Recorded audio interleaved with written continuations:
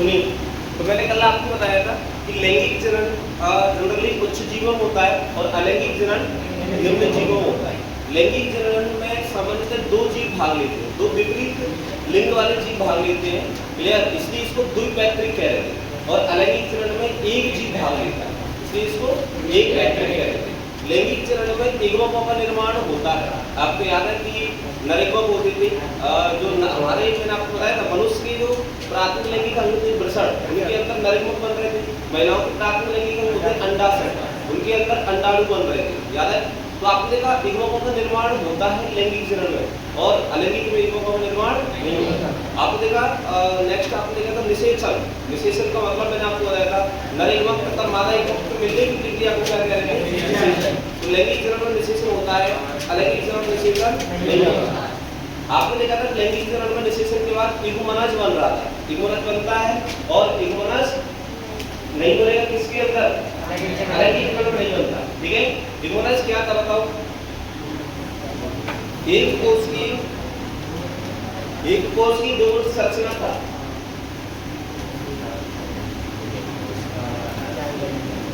अनुसार की शुरुआत कहां से हुई है, इसी से हुई है भाई। हम कभी जिंदगी में क्या रहे, हर जीव अपनी जिंदगी में कभी न कभी इगुमनज रहा है, क्लियर। कभी न कभी एक कोष के बाद जीव रहे हैं, ठीक है, ओके। तो आपने देखा इगुमनज अच्छे मतलब विविधताएं आती हैं, विविधताएं किसमें आती है, विविधताएं आती है लैंगिक जनन में, विविधताएं किसमें नहीं आती, अलैंगिक जनन में विविधताएं नहीं आती, क्लियर। ये सब पढ़ लिया था मैंने आपको बताया था। एक ही माता पिता की संतानों में पाए जाने वाले अंतर को ही क्या कहते थे, विविधताएं। और विविधताएं जीव को विषम परिस्थिति में जीवित रखने में सहायक होती हैं। विविधताएं जीव को विषम परिस्थिति में जीवित रखने में सहायक होती है, क्लियर। ये बताया था मैंने आपको बताया था। इसलिए जनन की अच्छी विधि कौन सी है, जनन की अच्छी विधि लैंगिक है, क्योंकि लैंगिक जनन में विविधताएं आती हैं और विविधताएं जीव को विषम परिस्थिति में जीवित रखने में भी सहायक होती है और विविधता के कारण नई नई जातियों का विकास होता है, विकास में सहायक होती है, क्लियर। यहाँ तक बातें क्लियर हो गई। अब हम आगे की बात करेंगे।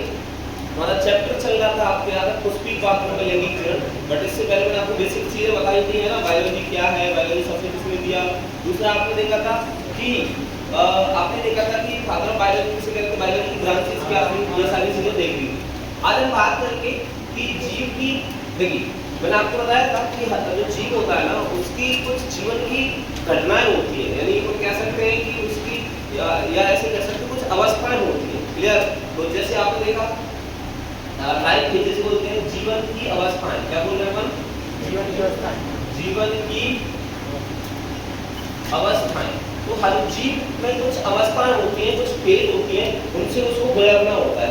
जैसे कि आपने देखा कोई छोटा बच्चा होता है, क्लियर। तो छोटा बच्चा है, धीरे धीरे क्या करता है, वो बड़ा होता है ना, धीरे धीरे बड़ा होगा, पढ़ने लग जाएगा और जब वो 11-12 साल का हो जाएगा, 12-13 साल का हो जाएगा, तब उसके जनन अंग विकसित होते हैं, उनके अंदर युग्मकों का निर्माण होगा, शुक्राणु अंडाणु बनने लगेंगे, धीरे धीरे उसकी शादी होगी और वो अपने समान संतान उत्पन्न करेगा और धीरे धीरे वो वृद्ध हो जाएगा और एक दिन वो इस दुनिया में नहीं रहेगा। तो वो नहीं है लेकिन उसके बच्चे हैं। वैसे ही आपने देखा कोई पेड़ आपने लगाया, आम का पेड़ लगाया, आम का बीज आपने लगाया, धीरे धीरे आपने देखा उसमें फल लगेंगे, धीरे धीरे जड़ तरह पत्ती बनी होंगी और उसमें पुष्प लगेंगे, फल लगेंगे और एक दिन धीरे धीरे वो पेड़ खत्म हो जाएगा, लेकिन उसके बहुत सारे पेड़ उससे बन चुके होंगे। तो आपने ये देखा कि हर जीव, जैसे आज आप जो दिखाई दे रहे हो, आप 20 साल बाद ऐसे दिखोगे क्या, नहीं। तो हर जीव क्या करता है, तो एक अवस्था में प्राप्त कर लेता है, उसके बाद वो संतान उत्पन्न करता है। आपने देखा छोटा बच्चा है जो एलकेजी यूकेजी में पढ़ रहा है, क्या उसकी शादी करा रहे हैं, नहीं, क्लियर, क्योंकि उसके अंदर युग्मक नहीं बन रहे, है ना। तो या जो मान लो बिल्ली के बच्चे हैं, हाथी के बच्चे हैं, छोटे हैं, अभी क्या वो अपने समान बच्चे उत्पन्न कर सकते हैं, नहीं, पहले वो एक अवस्था तक पहुंचेंगे। इसी प्रकार से आपने देखा आज आपने पेड़ लगाया, कि आज आपने पेड़ लगाया था, क्या उसमें कल बीज और फल बनने लगेंगे क्या, नहीं। पहले पेड़ आपने लगाया, आम का पेड़ या कोई दूसरा है, तो पहले उसकी जड़ तना पत्ती मजबूत होगी, 3-4 साल लग जाएंगे, उसके बाद उसमें पुष्प आना चालू होंगे और उसके बाद उसमें बीज और फल बनेंगे। तो आपने देखा कि हर जीव की कुछ अवस्था होती है, पहले वो अवस्थाओं तक उसको पहुंचना होता है। वैसे हमारे अंदर आपने देखा हम वयस्क अवस्था में पहुंचते हैं, एडल्ट हम होते हैं, है ना, एडोलसेंस अवस्था में पहुंचते हैं, हमारे अंदर लैंगिक परिपक्वता अवस्था आती है, हमारे शरीर में भी बदलाव होते हैं। जैसे आपने देखा हमारी ऊंचाई बढ़ती है, आवाज बदल जाती है, लड़की की और लड़की की आवाज में अंतर होता है। क्लियर? आपने देखा जड़ अंगों का विकास होता है ना, चेहरे पर दाढ़ी नीचे आती है। क्लियर? तो आपने देखा ये बदलाव हो रहे हैं। नर के अंदर शुक्राणु का निर्माण होने लगता है, महिलाओं के अंदर अंडाणु का निर्माण होने लगता है, महिलाओं के अंदर आप कह सकते हैं कि स्तन ग्रंथियों का विकास होने लगता है, मानसिक चक्र प्रारंभ होने लगते हैं, है ना, लिंग के प्रति आकर्षण होने लगता है। तो ये हमारे अंदर कुछ लक्षण है, इनको देख करके हम पहचान सकते हैं कि हम जड़ अवस्था में हैं। तो मैं आपको कुछ अवस्थाएं बता रहा हूँ जीवन की, जो हर जीव के अंदर होती है। तो पहले आपको जंतुओं बता देता हूँ। सबसे पहले बात कर रहे हैं क्या, किशोर अवस्था। क्लियर? उसके बाद हम बात कर रहे हैं कौन सी, जनन अवस्था, रिप्रोडक्टिव फेज, जनन अवस्था, और थर्ड हम बात करेंगे वृद्ध अवस्था। ठीक है? और फोर्थ है क्या, डेथ। तो आपने देखा ये जनरली जंतुओं में, किसमें हम लोग, जंतुओं में। अब पादपों में भी सेम होती है, बस पादपों में क्या होता है, इस अवस्था को जो किशोर अवस्था है, इसको पादपों में क्या कहते हैं, कायिक अवस्था। क्या कायिक अवस्था? देखिए मैंने आपको बताया था किशोर अवस्था या जुवेनाइल फेज कहते हैं इसको, इंग्लिश में बोलते हैं जुवेनाइल फेज, है ना। एक इसको कह रहे हैं भाई जन्म से लेकर के जो 11-12 साल तक की पहले की अवस्था है ना, जन्म से लेकर के 11-12 साल से पहले की, तो सबको तो क्या कह रहे हैं, किशोर अवस्था। क्लियर? उसकी बात कौन सी अवस्था प्रारंभ होती है, जनन अवस्था, जो 11-12 साल से 12-13 साल से हमारे अंदर कौन सी अवस्था प्रारंभ हो जाती है, जनन अवस्था। इसमें वो जीव जो है, यानी कि अपन अपने मनुष्य की बात करें तो हम संतान उत्पन्न कर सकते हैं, या कोई भी जीव जो होता है वो जनन अवस्था में ही अपने जैसे संतान उत्पन्न कर पाता है। धीरे धीरे हमारी पाचन क्रियाएं क्या हो जाती हैं, कमजोर हो जाती हैं, और हम शरीर की क्षमताएं कमजोर हो जाती हैं, आपके अंग तंत्र काम करना बंद कर देते हैं, और हम वृद्ध हो जाते हैं, पाचन क्रियाएं कमजोर हो जाएंगी, और फाइनली वृद्ध अवस्था किसको लेकर के पहुंचती है, मृत्यु और डेथ, हर जीव की मृत्यु है। तो आपने देखा ये चक्र है ना, हर जीव को इन अवस्थाओं से गुजरना ही पड़ेगा। पौधों में इस अवस्था को कह रहे हैं कायिक अवस्था। क्या कह रहे हैं, कायिक अवस्था। आपने क्लास 11th में पढ़े कायिक भाग, जड़ प्रवृत्ति को क्या कहते थे हम, कायिक भाग कहते थे। और ये जड़ अवस्था तो सेम है। देखिए मैंने आपको बताया था हमारे अंदर जड़ अवस्था को कैसे पहचानेंगे, हमारे अंदर जो बदलाव हो रहे हैं, मैंने बताया था शारीरिक बदलाव हो रहे हैं, मानसिक बदलाव हो रहा है, हमारा व्यवहार बदल रहा है, तो उनको देख करके हम पहचान सकते हैं, है ना। जैसे हाइट बढ़ रही है, आवाज बदल रही है ना, चेहरे पर बाल आ रहे हैं, तो इनको देख करके अपन बता सकते हैं कि हम जड़ अवस्था में है। लेकिन पौधों को कैसे पहचानोगे आप कि पौधा जड़ अवस्था में है?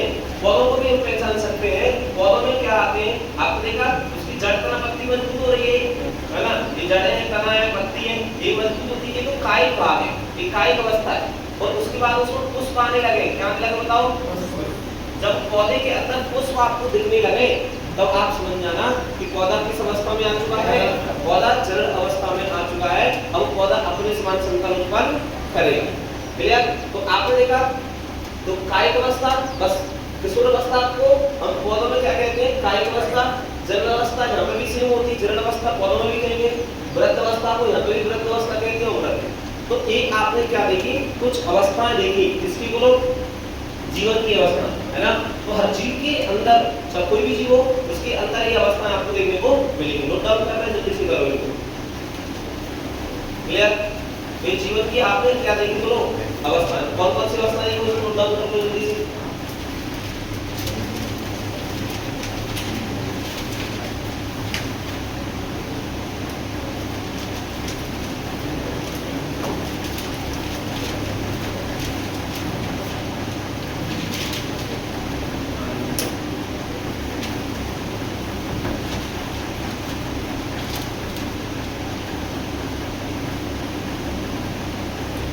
कितनी अवस्था हो गई बोलो, 4 अवस्थाएं, किशोर अवस्था, जनन अवस्था, वृद्ध अवस्था और डेथ। क्लियर? इसको किशोर अवस्था को जुवेनाइल फेज कहते हैं, JUVENIL।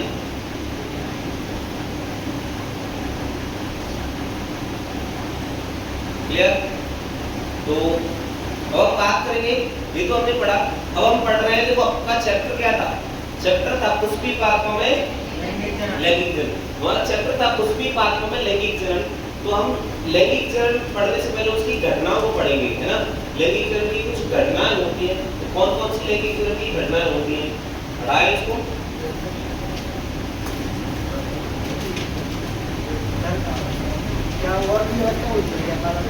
बातों में सिमिलर है, ये चारों अवस्था होती है सेम है। हाँ ये सेम है, इसमें वृद्धि, इसमें भी, इसमें वृद्ध अवस्था, इसमें भी चरण, बस इसका नाम यहाँ पे कायिक अवस्था कह रहे हैं। क्लियर, हटाएं। अब हेडिंग कर लो लैंगिक चरण की घटनाएं, events of sexual reproduction.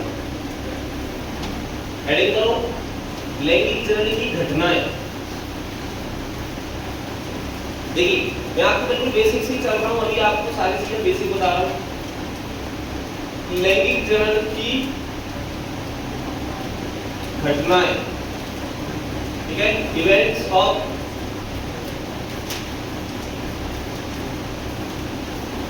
Sexual reproduction, events of sexual reproduction. Clear, लैंगिक चरण की घटना, जनरली लैंगिक चरण में 3 घटनाएं होती है ना। एक होता है निषेचन पूर्व, निषेचन पूर्व घटना, जिसको कहते हैं प्री फर्टिलाइजेशन।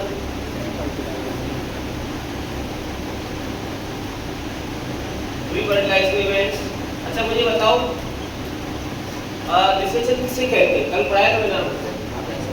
नर तथा मादा युग्मकों के मिलने की क्रिया को निषेचन कहते हैं। नर तथा मादा युग्मकों के मिलने की प्रक्रिया को निषेचन कहते हैं, है ना। तो आपने देखा निषेचन पूर्व घटना। अब तो निषेचन पूर्व मतलब निषेचन से पहले, निषेचन से पहले को क्या बोलेंगे, निषेचन पूर्व। अब इसमें होता क्या है, हम जानते हैं कि निषेचन तो तब होगा जब आपके पास युग्मक होंगे, शुक्राणु और अंडाणु होंगे। लेकिन शुक्राणु और अंडाणु से पहले शुक्राणु और अंडाणु बनते हैं। नर शरीर के अंदर नर युग्मक बनेंगे, मादा शरीर के अंदर मादा युग्मक बनेंगे। और युग्मकों के बनने की प्रक्रिया को हम कहते हैं युग्मक जनन। पहले बन जाएंगे तभी तो निषेचन होगा। तो पहले बनेंगे, फिर एक शरीर से दूसरे शरीर के पास पहुंचते हैं, यानी कि युग्मक जो होते हैं वो पास में आते हैं। जैसे आपको स्वयं पढ़ रहे हैं, परागण पढ़ रहे थे कि परागण नर भाग से निकल करके कहाँ जा रहे थे, मादा भाग के पास। तो स्थानांतरण हो रहा है, एक जगह से दूसरी जगह जा रही थी। तो आपने देखा कि निषेचन पूर्व घटना में 2 घटना शामिल है। एक है युग्मक जनन, युग्मक जनन। युग्मक जनन किसको कहते हैं, युग्मकों के बनने की प्रक्रिया को कहते हैं। युग्मकों का बनना, युग्मकों का बनना क्या कहलाता है। तो सबसे पहले युग्मक बनते हैं, युग्मकों के बनने की प्रक्रिया को युग्मक जनन कहते हैं, गैमेटोजेनेसिस कहते हैं। और ये क्या है, युग्मक स्थानांतरण, युग्मक। तो आपने देखा गैमेट ट्रांसफर। तो निषेचन पूर्व में कितनी घटना शामिल है बताओ, 2। निषेचन पूर्व में 2 घटनाएं शामिल है, युग्मक जनन और युग्मक स्थानांतरण। तो युग्मकों को बनने की प्रक्रिया क्या कहलाएगी, जनन। और युग्मकों का एक जगह से दूसरी जगह पहुंचना स्थानांतरण। अब इसके बाद जो दूसरी घटना है वो है निषेचन, निषेचन फर्टिलाइजेशन। मैं आपको कल बता दिया था निषेचन का मतलब क्या होता है। युग्मकों के मिलने की प्रक्रिया को क्या कहते हैं, निषेचन। निषेचन और इसके बाद क्या होता है, निषेचन पश्च घटना, निषेचन पश्च घटना। तो आपने देखा उसको बोलते हैं post fertilization.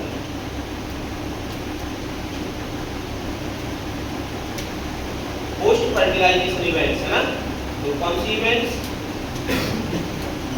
Post fertilization events कह रहे हैं। निषेचन के पश्चात क्या होता है, युग्मक बनता है और भ्रूण का विकास होता है, इसको भ्रूणोद्भव कहते हैं। क्या कहते हैं, भ्रूणोद्भव। निषेचन के जो बाद होता है उसको निषेचन पश्चात कहते हैं। तो सबसे पहले मैं आपको बता देता हूँ, हम पढ़ रहे हैं लैंगिक चरण। हम क्या पढ़ेंगे अभी, लैंगिक चरण पढ़ेंगे। तो लैंगिक चरण में 3 घटनाएं हैं, कौन कौन सी सर, निषेचन पूर्व घटना, निषेचन और निषेचन पश्चात घटना। निषेचन पूर्व में क्या होता है सर, युग्मक बनते हैं और युग्मकों का स्थानांतरण होता है। फिर युग्मक पास कर जाएंगे, फिर दोनों युग्मक आपस में मिल जाते हैं और उसको युग्मकों के मिलने की प्रक्रिया को क्या कहते हैं, निषेचन।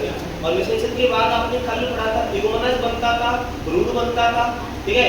और निषेचन के बाद, जो निषेचन के बाद हो रहा है, निषेचन पश्च में कहेंगे उसको, ठीक है। इनको नोट डाउन कर लो, या सभी नहीं करो जल्दी से।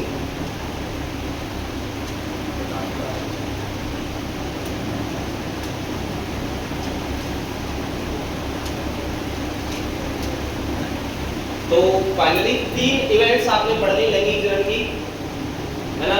निषेचन पूर्व घटना, निषेचन और निषेचन पश्च घटना। अपन को इस चैप्टर को ऐसे ही बांटना है। तो सबसे पहले अपन निषेचन पूर्व घटना को पढ़ेंगे, युग्मक कैसे बन रहे हैं, फिर युग्मक पास में कैसे आ रहे हैं, है ना। आपने पढ़ा था ना परागण के माध्यम से आ रहे थे कौन में, ठीक है। फिर निषेचन कैसे हो रहा है उनमें, फिर आपने देखा निषेचन के बाद की घटना है। आज अपन ने पढ़ा था ना डबल फर्टिलाइजेशन, जो निषेचन पढ़ाया था सुबह। चलिए इसको पढ़ाए आप, पढ़ा है। चलिए तो ये तो आपने देखा लैंगिक जनन की घटना है। अब अपना चैप्टर क्या बताओ, चैप्टर का नेम क्या है, उसके बाद में लैंगिक जनन। तो अब जनन अभी बताया था मैंने, है ना। लैंगिक जनन में कितने जीव भाग लेंगे, तो है ना। आप जानते हैं कि उनके पास लैंगिक अंग होना चाहिए। तो इस चैप्टर में हम ये पढ़ेंगे, हमारा चैप्टर का नाम है पुष्पी पादपों में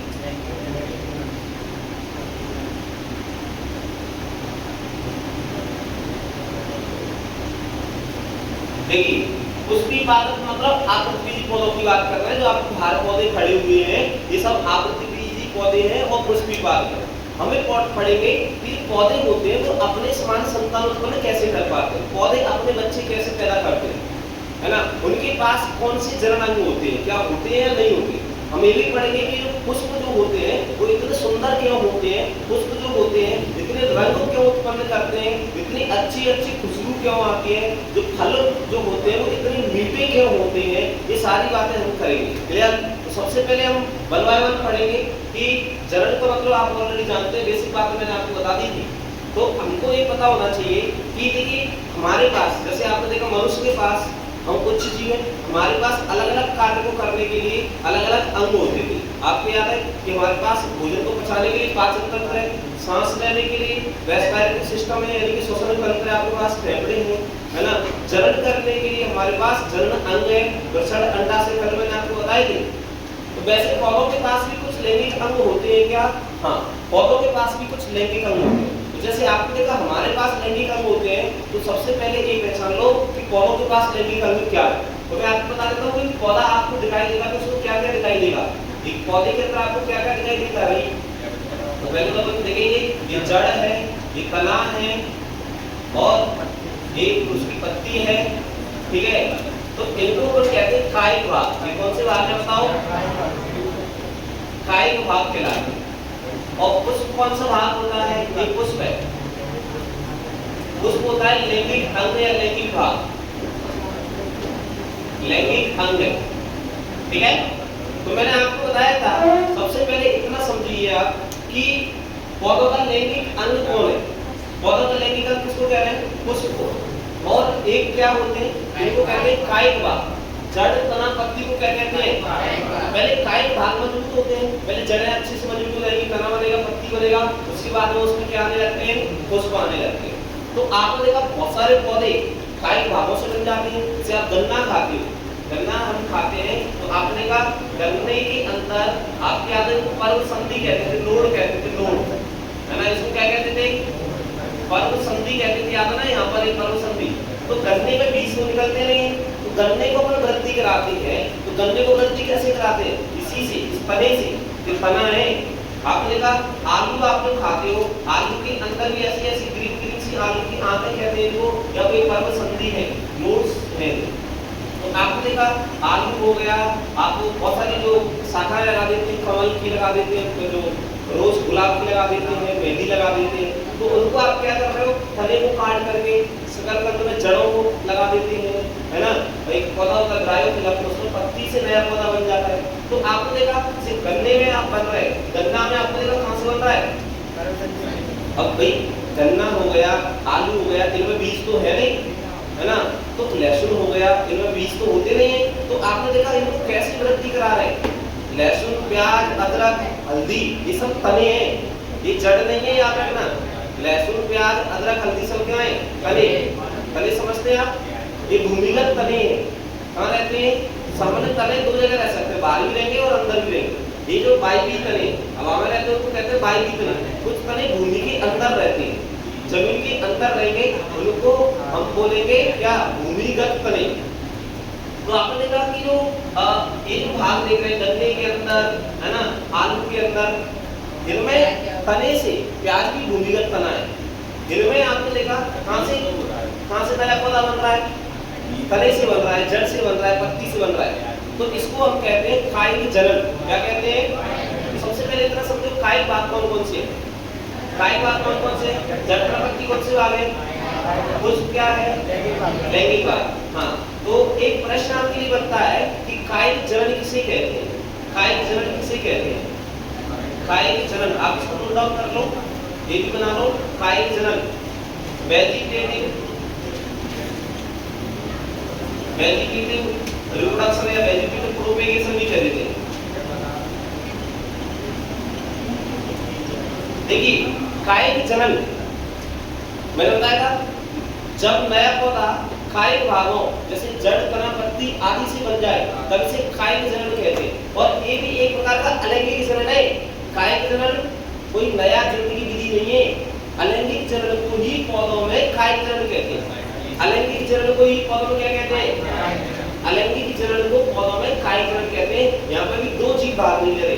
ऐसा नहीं है कि एक नर गन्ना है, एक मादा गन्ना है, दोनों गन्नों की शादी हो रही है, एक नर आलू है, एक मादा आलू है, शादी हो रही है, बच्चे हो रहे हैं, ऐसा होता है क्या? एक से ही बन रहे हैं। तो यहाँ पर दो जीव की आवश्यकता नहीं होती। क्लियर? तो कायिक जनन क्या है? कायिक भागों, जब कायिक भागों जैसे देखो, जब कायिक भागों जैसे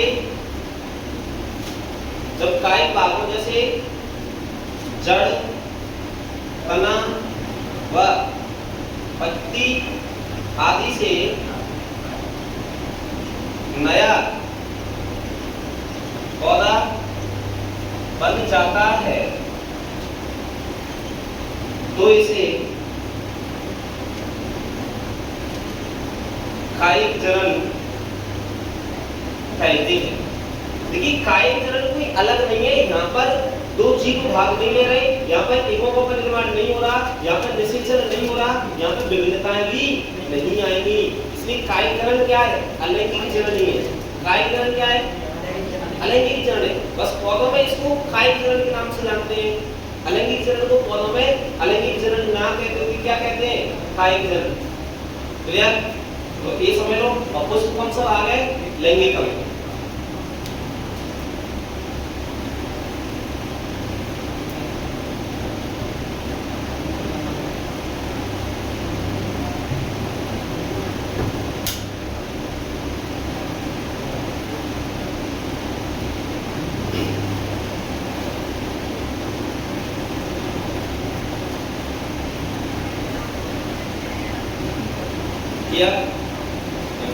तो फाइनली आपने देखा कि पौधों के अंदर क्या क्या दिखाई देगा आपको? जड़ होगी, तना होगा, पत्ती होगा। ये सब कौन से भाग हैं? कायिक भाग। और कायिक भागों से नए पौधे बनने की प्रक्रिया को क्या कहते हैं? कायिक जनन। और कायिक जनन एक प्रकार का अलैंगिक जनन है। क्यों कह रहे हैं अलैंगिक जनन? क्योंकि इसमें विभिन्नताएं नहीं आती, दो जीव भाग नहीं लेते, जीवों का निर्माण नहीं होगा, शुक्राणु अंडाणु नहीं बन रहे यहाँ पर भाई। और ठीक है, लैंगिक अंग क्या है? पुष्प। पुष्प को क्या कहते हैं? लैंगिक अंग कहते हैं। पौधों का लैंगिक भाग या लैंगिक अंग पुष्प होता है। क्लियर?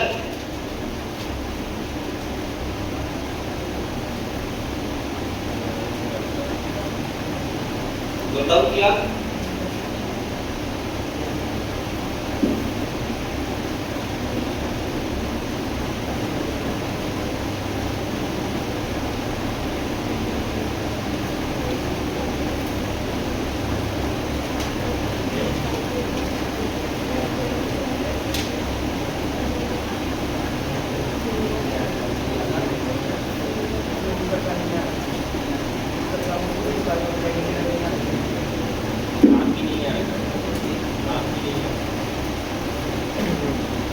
बताना।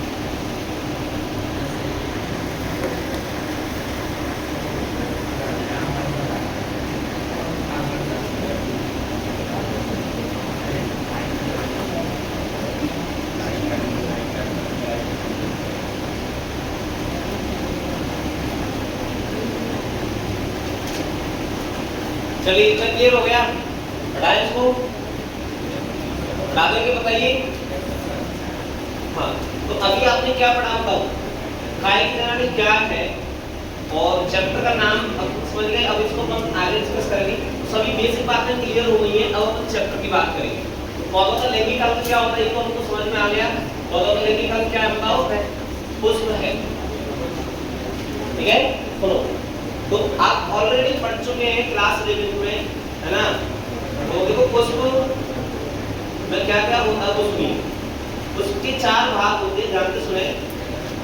तो सबसे पहले आप एक मेरे साथ ही बनाएं, ऐसा संरचना आप बनाएंगे, बनाइए ऐसे, क्लियर। ऐसे बनाया आपने, यहाँ से स्टार्ट किया, ऐसे बनाया, इसके बाद यहाँ से ऐसे करके ऐसे बनाना है, ऐसे बनाना है, ऐसे बनाना है और ये बनाना है, क्लियर। फिर आपको इस तरह से बना देना है, ये बना देना है और लास्ट में ये, ठीक है। ये पुष्प है। तो हमको पढ़ना है कि लैंगिक अंग पढ़ेंगे, हम पढ़ेंगे पौधों में लैंगिक अंग क्या है, फिर हम पढ़ेंगे कि इसमें नर भाग कौन सा है, मादा भाग कौन सा है। नर भाग के अंदर नर युवक बनेंगे, मादा भाग के अंदर मादा युवक बनेंगे, फिर एक युवक पास पास में आएंगे, युवक स्थानांतरण होंगे, फिर इनका निषेचन होगा, युग्मनज बनेगा, भ्रूण बनेगा, नई संतान बनेगी, ये तो पढ़ेंगे। तो हमें पढ़ेंगे पौधे अपने संतान उत्पन्न कैसे करते हैं। तो आपने देखा, अब मैं आपको बता देता हूँ। सबसे पहले ये पुष्प है और ये डंठल द्वारा इस तने से जुड़ा रहता है, इसको बोलते हैं पुष्प ग्रंथ। क्या कहते हैं बताओ, इसको पुष्प ग्रंथ या पेडिसेल कहते हैं। सुने, तो एक डंठल द्वारा इस तने से यहाँ पर जुड़ा रहता है, इसको पुष्प ग्रंथ कह रहे हैं, पुष्प ग्रंथ या पेडिसेल, ठीक है। और इस आपने देखा ये जो 4 भाग लगे होते हैं, एक पूरी संरचना है जिसपे लगे रहते हैं, उसको बोलते हैं पुष्पासन, पुष्पासन या थैलेमस, ठीक है। सबसे पहला आप जानते हैं पुष्प का सबसे पहला फर्स्ट जो हॉर्न है या घेरा है, जो पहला घेरा है, इसको अपन कहते हैं क्या, राधापुंज। और ये हरा होता है, कैसा होता है, हरा होता है। और जब पुष्प कलिका अवस्था में रहता है ना, तो पुष्प को चारों साइड से घेरा रहता है, पुष्प की सुरक्षा करता है कौन, राधापुंज या इंग्लिश में बोलते हैं कैरेक्स, क्लियर। और इसका एक पहला घेरा हो गया। दूसरे नंबर पे आप देखते हैं पुष्प आपको रंगीन दिखाई देते हैं, उसको बोलते हैं दलपुंज। ये क्या है ब्रो, दलपुंज, करोला बोलते हैं, करोला। और तीसरा जो घेरा है, ठीक है, तीसरे नंबर पे आपको दिखाई दे रहे हैं, इनको बोलेंगे क्या, उमंग। उमंग आप जानते हैं, एंड्रोसियम कहेंगे, एंड्रोसियम। और एक नर भाग है, कैसा है ब्रो, नर। और एक और आप देख पा रहे हैं, चौथा घेरा आप जो देख रहे हैं, ये जायंग है, जायंग, गायरोसियम है, गायरोसियम। और एक मादा भाग है। एक पुष्प आपको एक लिंगी दिखाई दे रहा है, द्विलिंगी, एक द्विलिंगी पुष्प है, क्योंकि इसमें नर भाग भी है और मादा भाग है ना। हम कैसे प्राणी है, हम एक लिंगी प्राणी है, एक शरीर में एक ही प्रकार के लैंगिक अंग होते हैं, तो उसको एक लिंगी, यूनिसेक्सुअल। और एक ही शरीर के अंदर दोनों प्रकार के लैंगिक अंग होंगे तो द्विलिंगी। तो आपने देखा कि ये जो पुष्प आपको दिखाई दे रहा है, एक द्विलिंगी पुष्प है, क्योंकि नर भी है और मादा। तो इसके आपको 4 भाग कौन कौन से, मैं आपसे पूछूंगा पुष्प के 4 भागों के नाम बताओ, राधापुंज, दलपुंज, उमंग और जायंग, क्लियर। सबसे बाहर वाला जो घेरा है ना, ये भ्रातृपुंज है, हरा होता है, एक रंगीन होता है, एक कलर होता है, क्लियर। और जो नर भाग है और एक मादा भाग है। अब मैं आपको बता देता हूँ, ये जो दोनों है ना, भ्रातृपुंज और दलपुंज, इनको बोलते हैं सहायक भाग। ये कैसे भाग है बताओ? ये सहायक है, ये नर और मादा की सुरक्षा कर रहे हैं, क्लियर, सुरक्षा करने का काम करते हैं। और एक परागण, जो परागण जो कीट होते हैं, कीटों को परागण के लिए कीटों को आकर्षित करते हैं। जब पुष्प फलिकावस्था में रहता है तो इनको घेरे रहते हैं और इन कीटों को क्या कर रहे हैं? आकर्षित। तो ये दोनों कैसे भागे? सहायक। और आवश्यक कौन कौन से हैं? नर और मादा आवश्यक है भाई। नर भाग के अंदर नर लोग बोलेंगे, मादा भाग के अंदर मादा लोग। अपन को जो डिटेल में पढ़ना है वो नर भाग पढ़ना और मादा भाग पढ़ना है। हम पढ़ेंगे कि नर भाग क्या है और इसके अंदर नर युग्म कैसे बनेंगे, हम पढ़ेंगे मादा भाग क्या है, मादा युग्म कैसे बनेंगे। तो आपने देखा, अभी इनकी इकाइयों में आपको बताने जा रहा हूँ। इनकी कुछ यूनिट्स होती है, इकाइयां होती हैं, क्लियर, ध्यान लिख देता हूँ, यूनिट्स। इनकी इकाइयां क्या है? जैसे आपने देखा था ना भ्रातृपुंज, ये भ्रातृपुंज की इकाई क्या होती है सर? भ्रातृपुंज की इकाई होती है भ्रादल। भ्रादल इंग्लिश में बोलते हैं सेपल। और दलपुंज की इकाई क्या है? दल, पेटल कहेंगे इसको, ठीक है। नर भाग की इकाई क्या है? पुंकेसर की इकाई क्या है? पुंकेसर। और इसको क्या कहेंगे? स्टेमेन। और जायन की इकाई क्या है? स्त्रीकेसर, पिस्टिल और कार्बन। अब देखो इसका मीनिंग क्या है वो समझ लीजिए आप। मैंने इकाइयां लिखा है, इकाइयां आप समझ रहे हैं, यूनिट्स। देखो सबको, आपने देखो पुष्प देखा होगा, पुष्प में आपने देखा ऐसे चार या पांच पंखुड़ियां होती हैं इस तरह से, इनको भ्रातृपुंज कह रहे हैं। 1 2 3 जो हरी है ना, सबको एक साथ भ्रातृपुंज कह रहे हैं। पांचों को मिलाकर के क्या कह रहे हैं? 4 या 5 को मिलाकर के भ्रातृपुंज कह रहे हैं, सभी को एक साथ। लेकिन इनमें से सिंगल को क्या कहेंगे? सिंगल को कहेंगे भ्रातल, एक को क्या कहेंगे? भ्रातल। प्रकार से दलपुंज होता है, इसमें भी आपने देखा गुड़हल का फूल, आप देख रहे घर पे जाकर के, दलपुंज में भी आपको 4 या 5 पंखुड़ियां मिलेंगी, सबको मिलाकर के दलपुंज कहेंगे। लेकिन एक को क्या कहेंगे? सिंगल को क्या बोला जाएगा? दल। अब दिखाई दे रहा है यहाँ पर नर भाग है 1 2 3 4 दिखाई दे रहे हैं, 4 से ज्यादा नहीं हो सकते। सबको एक साथ हम क्या कह रहे हैं? उमंग कह रहे हैं, उमंग। लेकिन एक को क्या कहेंगे? इनमें से एक को पुंकेसर, सिंगल को पुंकेसर कह रहे हैं, यूनिट्स, है ना। और जायन आपको क्या है? एक भी हो सकते हैं, एक से ज्यादा भी होंगे, सबको मिलाकर के जायन कहेंगे। एक को क्या कहेंगे? स्त्रीकेसर या पिस्टिल और कार्बन। तो समझ में आ गया आपको? हाँ, इसको आगे अपन बात करेंगे, इसको अंडाशय कहते हैं।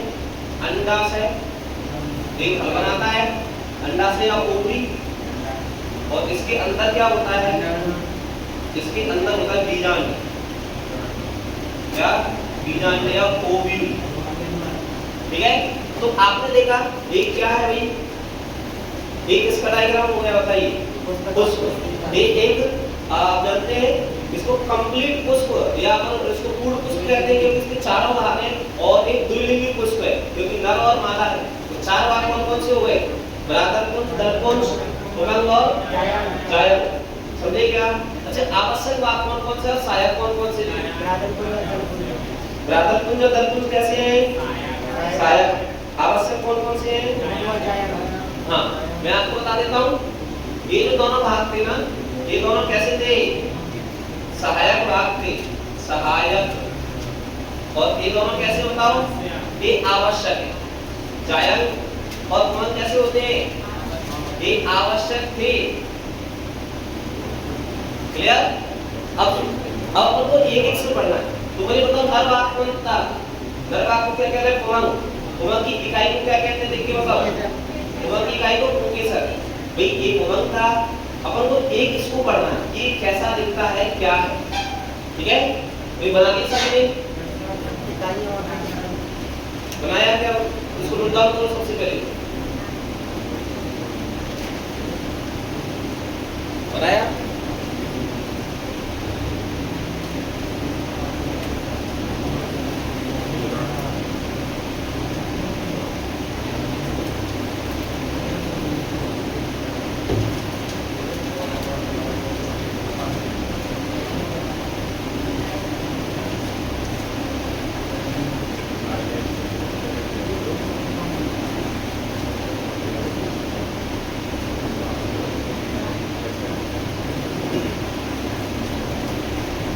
हटाए से बोलो,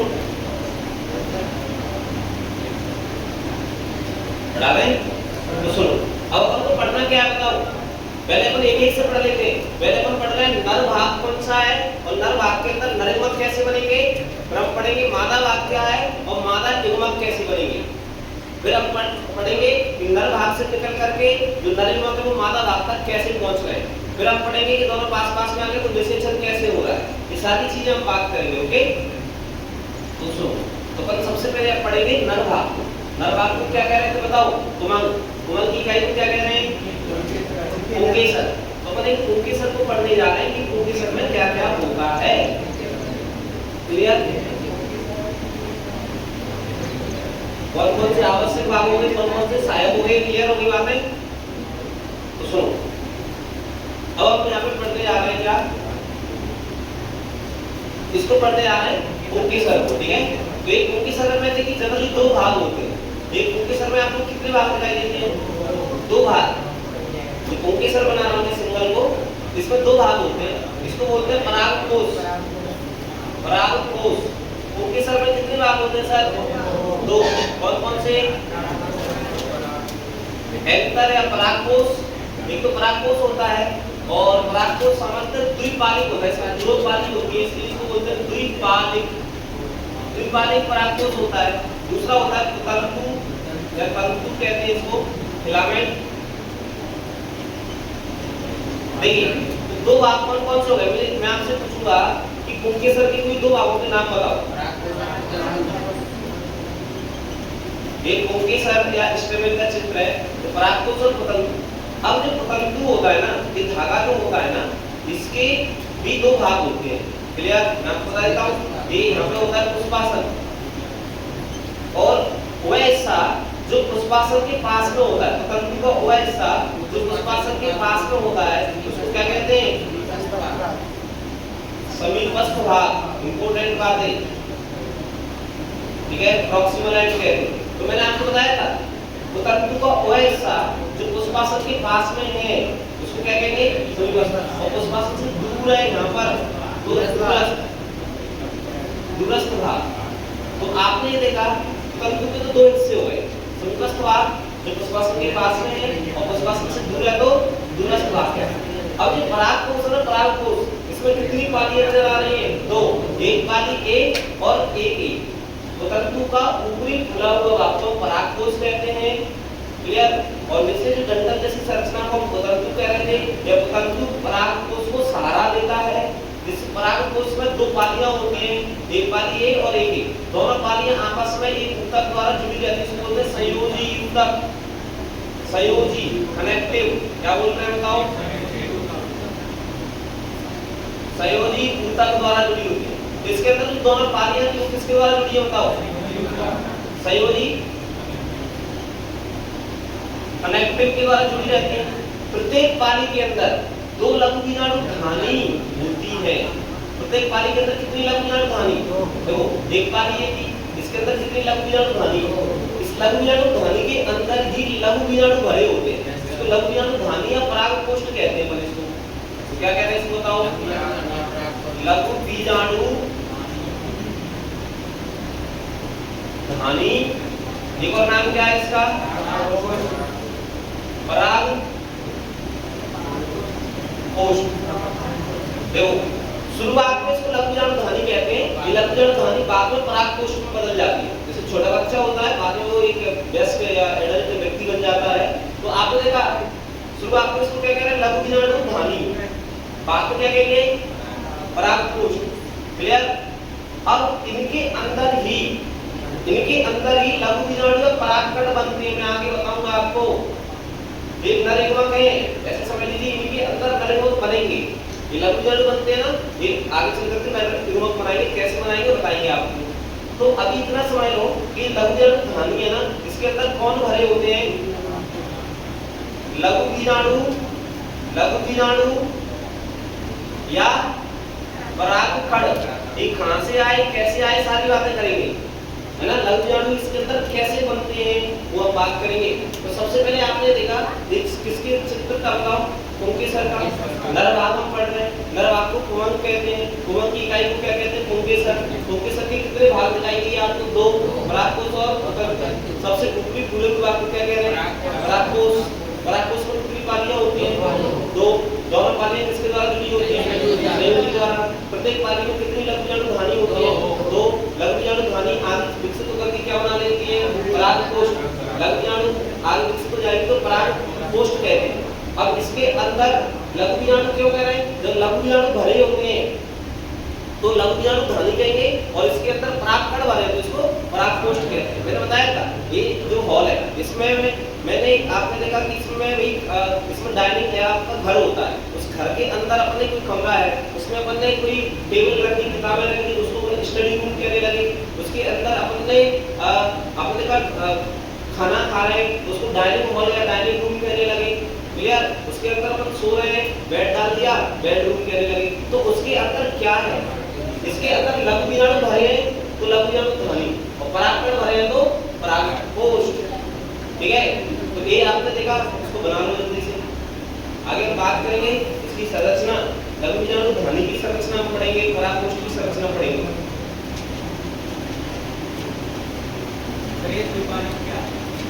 ये जो परागकोश होता है ना वो द्विपालिक होता है, क्योंकि परागकोश में कितनी पालियां हैं? दो। एक पाली ये है इस साइड वाली और एक पाली है। तो जो परागकोश कैसा होता है? द्विपालिक। परागकोश कैसा होता है बताओ? द्विपालिक होता है।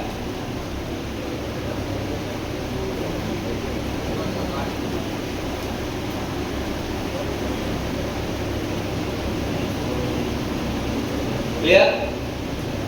तो अपन क्या पढ़ रहे हैं? नर भाग पढ़ रहे हैं। नर भाग के गुणन क्या रहते हैं? गुणन की इकाई क्या है? पुंकेसर। ठीक है? पुंकेसर की कितने भाग? दो। परागकोश और स्वतंतु। स्वतंतु भी अपन ने देखा था डंठल जैसी संरचना जो परागकोश को सहारा देता है। इसके भी दो भाग हो गए, कौन कौन से? समीपस्थ भाग और दूरस्थ भाग। ये सारी चीजें किताब में लिखी हुई है, सारी चीजें मैं आपको मैच कराऊंगा। बस अभी तो आप पढ़ते चलो, सब लिखा है किताब के अंदर, हर चीज लिखी है। जो पढ़ा रहे हैं सब लिखा हुआ है ना? इतना क्लियर हो गया? तो बताओ कोई दिक्कत है यहाँ तक? नहीं है? तो सुनो, ये डायग्राम बहुत इंपॉर्टेंट है, आ जाता है। क्लियर? जाना तो नहीं है आपको?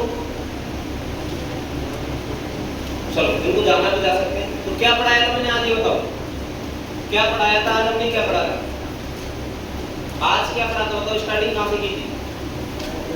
जीवन की अवस्थाएं। और कौन सी आप अवस्था थी? चार अवस्थाएं थी। जन्मावस्था और मृत्यु। जन्म से लेकर के आपने देखा था 11-12 साल की जो एज है, हम अपने अंदर अपनी मनुष्य की बात करें तो उसको अपन क्या कह रहे थे? किशोरावस्था। उसके बाद कौन सी अवस्था प्रारंभ होती है? जन्मावस्था प्रारंभ होती है। उस अवस्था में हम संतान उत्पन्न कर सकते हैं अपने समान। धीरे धीरे धीरे आपने देखा वृद्धावस्था। देखिए आपने देखा अपन मनुष्य की बात करें तो हमारे अंदर जो शुक्राणु और अंडाणु बनना चालू होते हैं। महिलाओं के अंदर आपने देखा 11-12 साल से मासिक चक्र प्रारंभ होते हैं और 40 या 45 साल की उम्र तक मासिक चक्र आते हैं। उसके बाद उनके अंदर मासिक चक्र नहीं आते, अंडाणु नहीं बनेंगे। तो आपने कहा कि 40 या 45 साल की उम्र तक ही वो अपने समान संतान उत्पन्न कर सकते हैं। तो उसको अपन क्या कह रहे थे? जन्म अवस्था है। क्लियर? अपने समान संतान उत्पन्न कर पा रहे तब तक क्या है वो? जन्म अवस्था। उसके बाद क्या? उसके बाद वो लोग वृद्ध अवस्था और फाइनली डेथ। मैंने आपको बताया था किशोर अवस्था को पौधों में क्या कह रहे थे? कायिक अवस्था। कायिक भाग कौन कौन से होते हैं? जड़ तना को क्या कहते हैं? जड़ तना को क्या कहते हैं? वो लोग कायिक भाग। और जब नया पौधा कायिक भागों से बन जाता है तो इसे क्या कहते हैं? कायिक जनन। कायिक जनन एक प्रकार का कैसा जनन है? अलैंगिक जनन। क्योंकि इसमें दो जीव भाग नहीं लेते, निषेचन नहीं होगा, भूमिकाएं नहीं आती। क्लियर? इसके बाद में आपको पता था लैंगिक जनन की घटनाएं। लैंगिक जनन की कौन कौन सी घटनाएं थी? 3 घटनाएं हमने देखी। कौन कौन सी? निषेचन पूर्व, निषेचन और निषेचन पश्चात घटना। तो निषेचन पूर्व में क्या देखा था? निषेचन पूर्व में युग्मक जनन और युग्मक स्थानांतरण। युग्मकों के बनने की प्रक्रिया को क्या कहते हैं? युग्मक जनन। फिर युग्मकों का एक जगह से दूसरी जगह जाने को युग्मक स्थानांतरण। फिर दोनों युग्मक पास-पास में रहेंगे और युग्मकों की मिलने की प्रक्रिया को क्या कहेंगे? निषेचन। और निषेचन के बाद की घटना को निषेचन पश्चात घटना कहेंगे। इसमें क्या शामिल है? युग्मनज बनना, युग्मनज बनेगा और भ्रूण बनना। क्लियर? इसके बाद हमने पढ़ा था पुष्प। पौधों का लैंगिक भाग क्या है? पुष्प। पुष्प पौधों का लैंगिक अंग है, याद रखना। और मैंने बताया था कि जो पुष्प होते हैं ये पुष्पों से हमारा कई सालों से नाता है, पुष्पों से हमारा कई सालों से नाता है। हम पुष्पों का उपयोग करते आए हैं। आपने देखा, आप मंदिर जाते हो, पुष्प चढ़ाते हैं, आप दोस्तों से मिलते हो, माला पहनाते हो, हार पहनाते हो, गुलदस्ते देते हो। अपने आपने देखा, डेकोरेशन करना है, आपको घर सजाना है तो क्या कचरा ला करके सजा देते हैं, कि सुंदर सुंदर पुष्प लाते हैं। ऐसा तो होता नहीं कि बाहर से कुछ पॉलीथीन, कुछ फटे पुराने कपड़े लाके टांग देते हैं, ऐसा करते हैं क्या? नहीं। तो पुष्प लगाते हैं और हमारी भावनाओं को व्यक्त करने के लिए। आपने देखा, आप खुश होते हो, ठीक है, तो लोगों को गुलदस्ते देते हो, आपको मैंने आपको बताया अपनी भावनाओं को व्यक्त करते हो, प्रेम भावना को व्यक्त करते हो। आप अलग अलग किस्मों का लोगों ने अलग अलग मीनिंग भी जोड़ रखा है ना।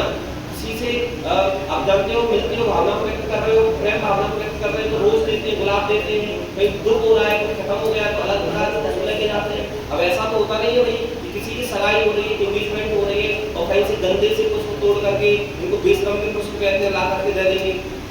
ऐसा करते हैं क्या? नहीं। तो हमारा पुष्पों से कई सालों से गहरा नाता है, कई सालों से जुड़े हुए। पुष्प केवल हमारे मात्र के लिए नहीं है, हमारे उपयोग के लिए नहीं है। पुष्प तो पौधों का लैंगिक अंग है और हम उसको सबसे ज्यादा नुकसान पहुंचा रहे हैं मनुष्य। हम जाकर के पुष्प को तोड़ देते हैं, फेंक देते हैं। क्लियर? तो ये तो पहले 4 भाग देंगे पुष्प के कौन कौन से? राधाकुंज, दलकुंज, कुमार, जाया। सहायक भाग कौन कौन से? राधाकुंज और दलकुंज। आवश्यक भाग कौन कौन से थे? कुमार और जाया। क्लियर? राधाकुंज की इकाई क्या थी? राधा। दलकुंज की इकाई दल, कुमार की इकाई पुंकेसर और जाया की इकाई स्त्रीकेसर। ये आवश्यक भाग। क्लियर? इसके बाद आपने पढ़ा था नर भाग। नर भाग को कौन कह रहे हैं? कौन की इकाई को पुंकेसर कह रहे हैं। पुंकेसर को 2 भाग। ठीक है, आज की इतना काफी जो पढ़ाया गया उसको पढ़ के आना। आज सभी चीजें बेसिक चल रही है ना। आपका चैप्टर स्टार्ट हो चुका है, ठीक है। एक एक शब्द पढ़ेंगे, लेकिन जल्दबाजी कुछ नहीं करना। जो पढ़ रहे हैं उसको दिमाग में सेट होते चलना, क्योंकि हम पेपर में क्या लेके जाएंगे? कॉपी किताब नोट्स घर पे रख के जाएंगे, दिमाग लेके जाएंगे, दिमाग में चीजें सेट हो गई, वही काम की, बाकी कोई मतलब नहीं। क्लियर?